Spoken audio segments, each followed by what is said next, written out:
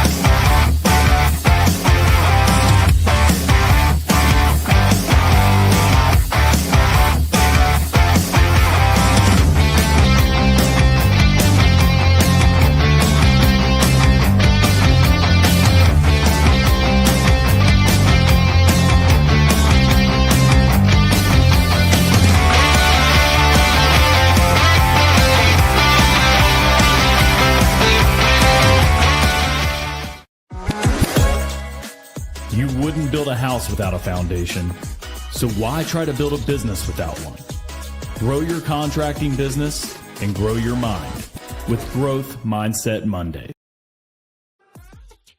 All right. Welcome back to the show. I am your host, Garrett Bacon. This is Mindset Monday. Let me see if I can get this plant in the background. Oh, there we go. We're working on this background here. My wife's got some really cool ideas because, frankly, I'm not an interior decorator. So let's just be happy that I got something up there and it's not a plain white wall. Here we are, another Monday. We are knee deep in June. Can you believe it already? You guys know the drill. If you're here live, go ahead and drop your name and your business name, and we'll give you a shout out on the show. But yeah, we are Monday now, June 9th. Can you believe it? Here in about 30 days, it'll be the 4th of July, and we're halfway through summer already. It is kind of crazy to think how fast time is going. I don't know about you guys, but this weekend for me didn't last as long as I really wanted it to, especially with last weekend being the Grand Canyon. So I'm still trying to rest and recover and, as they say, survive. But here we are. All right. We got one of you so far. We got Ryan here of Key Quest Remodeling in good old Orlando. I do not want to be in Orlando in the summer, Ryan, just so you know, my man. Do not want to be there. Ryan Shemp with Divine Decking out of Bakersfield, California. Welcome to the show. So today is a really interesting topic because it's something that I've dealt with myself multiple times in my life. And it has to do with this idea of stress and overwhelm, this idea of being overloaded, this idea of feeling that pressure and that stress and that anxiety that comes with, being a business owner. We got Michael Babbitt. What's up, my friend? BMF Services, Charlevoix, Michigan. Welcome to the show. Ryan says, me neither. He doesn't want to be in Orlando in the middle of summertime. So, here we are, right? Now, this idea of stress and overwhelm, apologize for the camera shaking there. This idea of stress and overwhelm is not a new one, right? And the truth is, nobody really talks about it until almost it's too late. How do I know this? Because I was that guy, right? Now, when I was working as a police officer, as you guys know, in my past life, I was a police officer. When I was working as a police officer, I had this internal drive to be the best, right? Which a lot of you guys have as well. You want to be the best. You don't just want to be another remodeler, another deck builder, another handyman, electrician, plumber, or roofer. You want to be the best, right? And that's why you became a business owner. You got tired of working for somebody else. You said you could do it better. And here you are. But nobody talks about the dark side of being a business owner. Nobody talks about that stress and overwhelm. Nobody talks about what it does to you and ultimately those that are closest to you. And I really want to kind of touch on that subject today.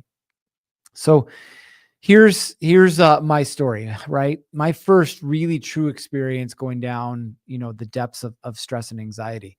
When I was working as a police officer, I was lucky enough within my first 4 years to be promoted, if you will, to a detective. And I was assigned to an undercover squad.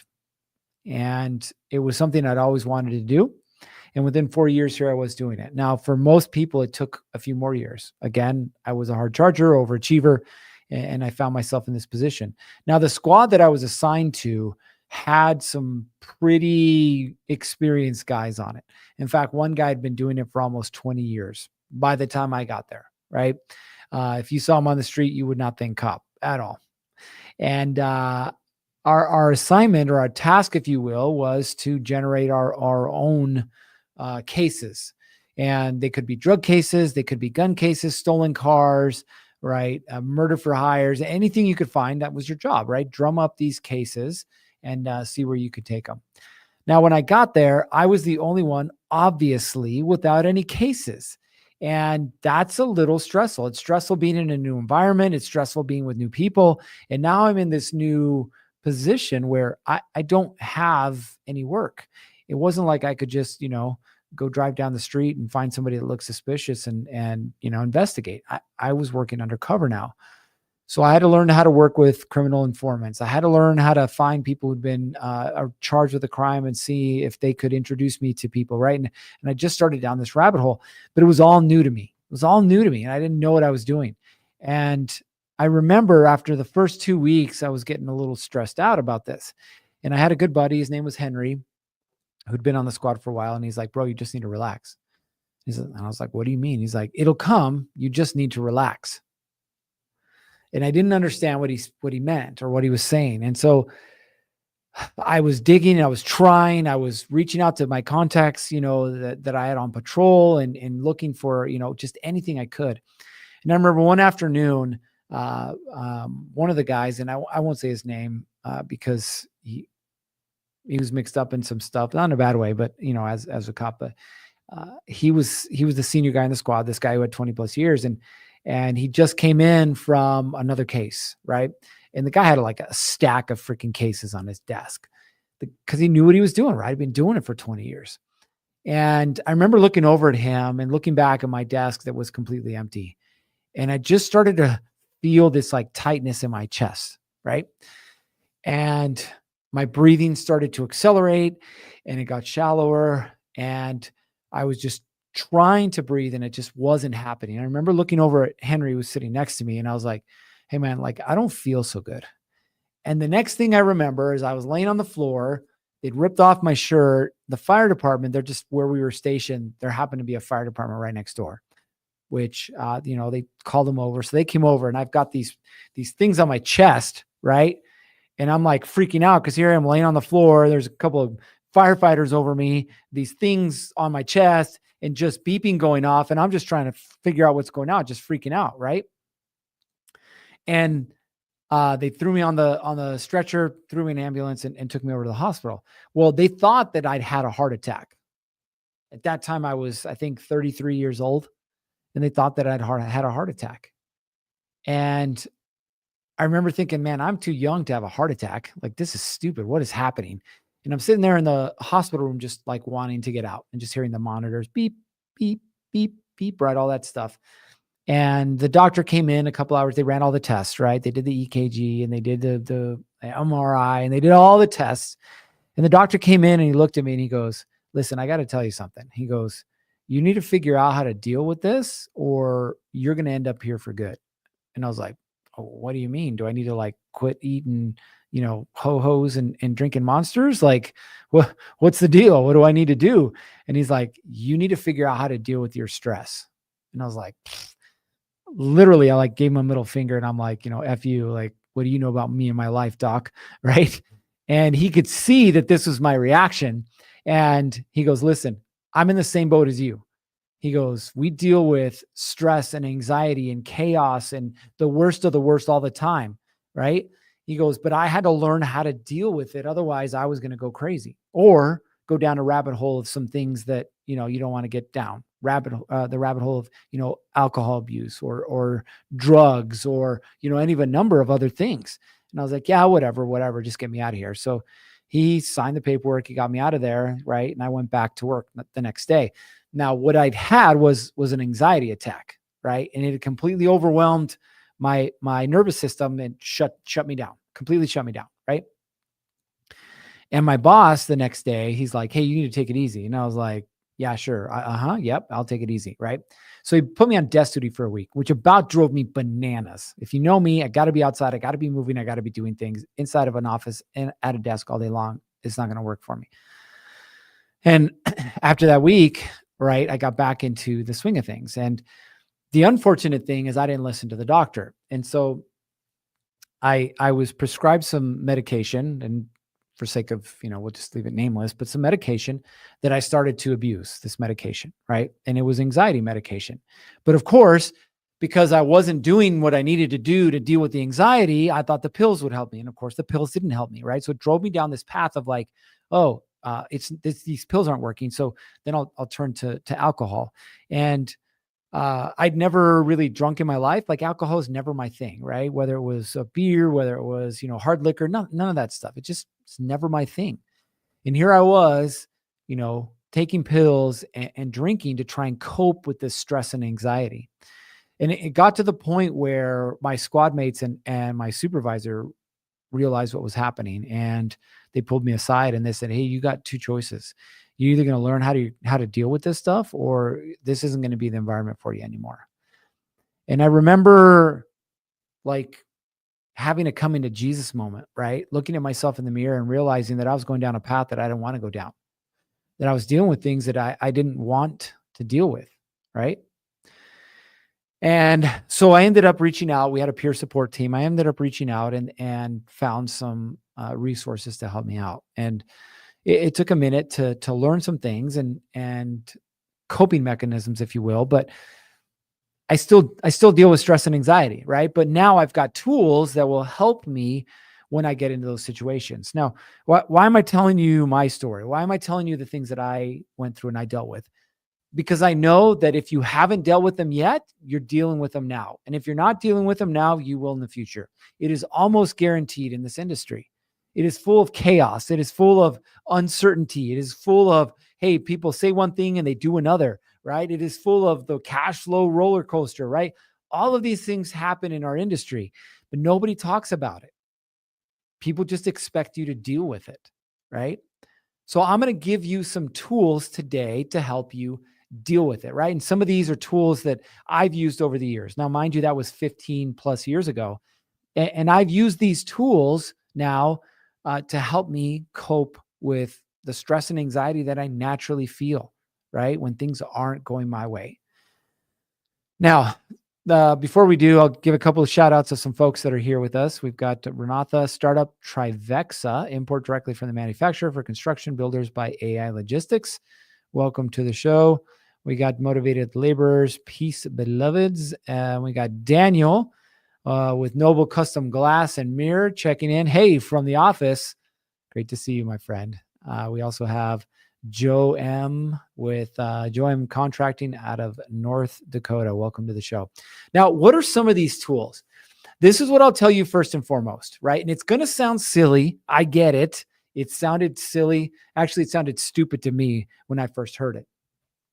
You guys scroll on social media all the time and you see the dum-dums at 4:00 in the morning. They stick their face in an ice bath or a bowl of ice water, or they jump in a cold plunge, or they jump in the sauna, or they do something, right? And you're like, man, those idiots, and you're laughing at them. And then there's people who are making fun of those people in those videos, right? And you see all that stuff.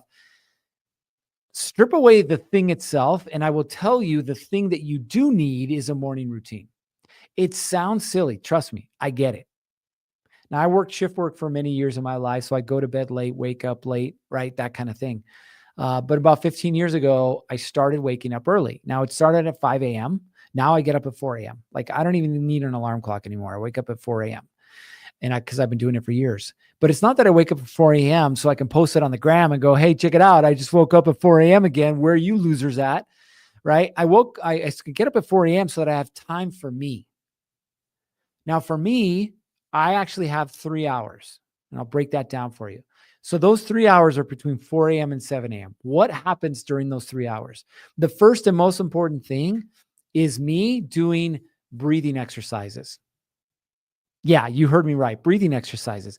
Sounds silly, right? But the crazy thing about stress and anxiety at any point, right? you can take back control of certain aspects of what's happening inside of your nervous system, right? The first and most important is breathing. Now, if you've been in the military, you're familiar with anybody in the military, they have something that they call box breathing.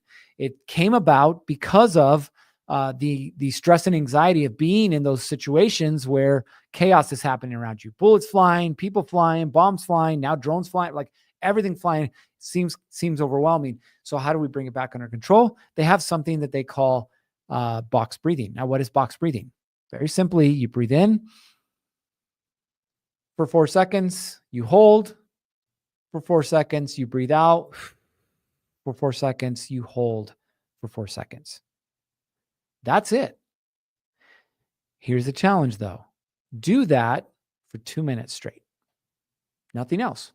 Box breathing. Breathe in for 4 seconds, hold for 4 seconds, exhale for 4 seconds, hold for 4 seconds. 2 minutes. Next time you're feeling a little bit of stress or anxiety or a lot, do that. And you can do it while you're driving. You can do it while you're sitting with your eyes closed. Do it. And tell me what happens to the stress and anxiety you're feeling. Now, that's how I started. There's a lot of more complicated techniques. If you're familiar with Wim Hof, not the common spelling, I think it's W-I-M and then W-H-I-M or something, but W-O-F.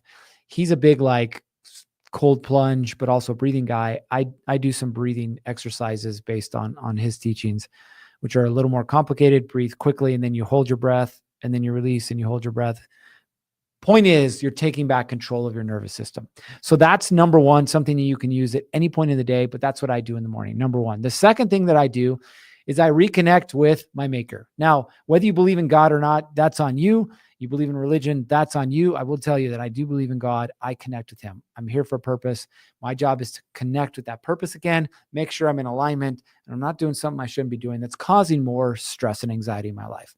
The third thing that I do is I go to the gym. Yes, gym. Not drive down to the Circle K or the convenience store, grab a Monster and another, breakfast burrito. I go to the gym. Why do I go to the gym? I'm not the strongest, definitely not the fastest. Debatable whether I'm the best looking. Just kidding. But I go to the gym because at the gym, I get to sweat. It sounds like a silly thing. I get it. I don't care if you're rowing, you're swimming, you're biking, you're powerlifting, you're doing curls for the girls, whatever the thing is, you have to go to the gym. You have to sweat. By sweating, your body naturally deploys something, right? Releases something called endorphins.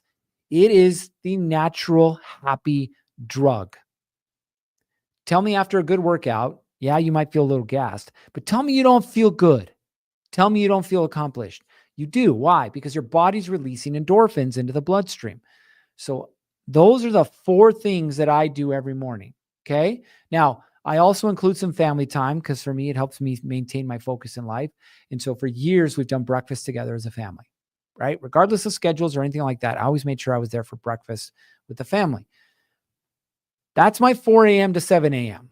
Okay. Now, I also get prepped for the day as far as work, what needs to happen today, where are the moving parts, all of that good stuff. But that's my 4 a.m. to 7 a.m. So now by 7 a.m., what do I get to do? I get to attack the day, right? Versus the day attacking me. That's the number one most important piece of advice I can get you. Get a morning routine. Okay. Number 2, almost equally as important, find a hobby. Yeah, you heard me right. A hobby. For some of you, it might be knitting. I'm not here to judge. For some of you, it might be sports, basketball. For some of you, it might be, golf. For some of you, it might be shooting or mountain biking. Whatever it is, find a hobby and do it every week. Not with your spouse, not with your kids. Do it every week. Find a way to decompress. I like to do a few different things, so I never do the same thing. Last week, it was golfing. This week, it'll be shooting. I got a little shooting range within walking distance from my office. It's awesome, right? Find the way to focus on something other than work, right? Decompress, have a good time, right? Make yourself feel good, right? That's what you want, right? Every single week. So number 1, morning routine. Number 2, decompress. Find something to do that's fun. Number 3, I have a hard time with this. I have a hard time with friends. Now, it's going to sound silly, right? Friends. Because who do you consider friends? People on Facebook, your neighbors, people you go to church with, family, like where is friends? And what I realized is I needed people who weren't associated with work. Because if you're hanging out with people associated with work, what are you talking about? Yeah, you guessed it, work, right? And so what I've done is I've created a list of friends that, yes, they are in the construction industry, but when we get together, we're not allowed to talk about construction. We're not allowed to talk about subs. We're not allowed to talk about contracts or clients, nothing. It's literally just fun times. It's relaxing time. It's throwing darts. It's axe throwing. It's shooting. It's whatever the thing is, but we're finding ways to decompress. We get together and watch UFC fights, right? Or we go and we hike the Grand Canyon. I got different friends, right? But I'm finding ways to get out of the monotony and the stress and the anxiety of running a business. Okay. So there's number 3, connect with friends outside of work. And the last one, which is the one I'm working on right now, sounds silly again, but it's practicing gratitude. Like, what do you want to do when somebody cuts you off? What do you want to do when your employee does something stupid? What do you want to do when the GC says something stupid? What do you want to do when insert blank, right? You get pissed off, you get angry. It happened the other day, I'll openly admit. We're like, there's a turn lane, right? And traffic's always backed up on this road. And this jackwagon decides that he was going to take his Jeep and create his own lane and try and cut in. Mind you, we've been in line for about 5 minutes already, right? And I look at him and I'm like, seriously? And he gives me the what? And I was like, oh, no, you didn't. Here we go. My wife's sitting next to me and I'm like, okay, I'm grateful that I'm here in this car and it's air conditioned and I get to hang out with my wife. Right? Again, it sounds silly, right? But your mind can only focus on one thing at a time. So if it's angry, if it's frustrated, if it's pissed off, that's what it's going to focus on. You can reprogram it by thinking about something positive, right? Gratitude, something you're grateful for. I love to run. You guys know I ran a marathon about a month ago. We did the Grand Canyon. It was like 50 miles. Like, I love to be outdoors. I love to have a good time, right? I love to run. Well, guess what? Unfortunately, living in a city, you're going to be running and you're going to come across traffic. It's just the reality of life, right? Doesn't matter if you're running at 2 a.m. or you're running at 10 a.m. And what I've learned to do is when somebody cuts me off, which is pretty regularly, instead of giving them the finger or telling them where they can shove it, I've learned to just say, God bless you. That's it. God bless you. It sounds dumb. I get it. But by just saying God bless you, it doesn't allow me to get angry at them. And I just keep running, right? Now, do I have my days and do I have my moments? 100%, like we all do.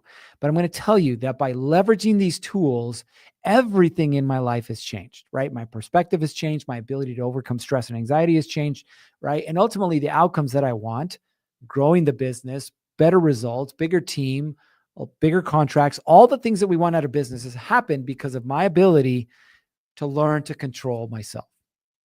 So that's my invitation or challenge, however you want to look at it for you, is to pick up one of these tools and start to implement them. For some of you, it might be the morning routine. You either started it or you need to start it, right? For some of you, it's those words of gratitude. I love what Daniel says here. That's like saying, bless your heart in the South. 100%. God bless you. Bless your heart. Say something nice, right? Say something good, like your grandma used to say, or don't say it at all, right? Whatever it is. Find some activity that brings you joy. Also, Daniel, I need to pick up my saxophone back up for sure. Yeah, man. Actually, that's pretty cool that you play the saxophone. I used to play the trombone. Not exactly the chick magnet, but hey, the saxophone is. So go crazy on that saxophone, but have a good time. Have a good time doing the things that you enjoy doing, right? Whatever that thing is. Number 2, number 3, gratitude. And number 4, find some type of breathing technique. Box breathing is the easiest that you can implement when you're feeling stressed out, when you're feeling anxiety, when you're feeling like the world is caving in, and it will make a huge difference in your life. Now, there's a lot of things that are going to happen in your life that you can control, and there's a lot of things that are going to happen that you can't. For those of you that are interested, we do have our Build Pro community and program that we're launching. Now, what is Build Pro? Build Pro is our online community that we're focused on one thing and one thing only, and that is giving you the tools, the tactics, and the techniques that you need to build the contracting business that you want.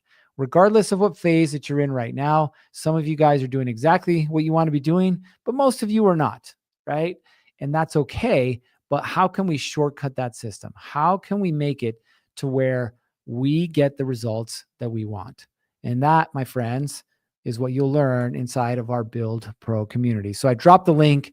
You guys can see it there. We're getting ready to launch here in a couple of weeks. You can join our VIP list. We'll have some swag giveaways, some gift cards, some hats, and our grand prize giveaway is a year mentorship with yours truly. It's about $35,000 in case you were wondering, but that is our grand prize giveaway. You'll have access to that as well. So you can click the link, you can go register, and when we go live, you'll be notified, but we'd love to see you there. Join our VIP pre-launch list. We'll have, again, all the tools you'll need, access to experts in finance and marketing and sales, operation, team building, and everything in between.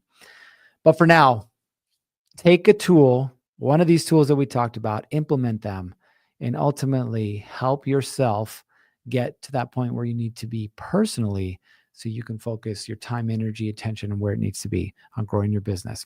All right. You guys know what time it is. It's time for you to get after it. 3, 2, 1. Off you go.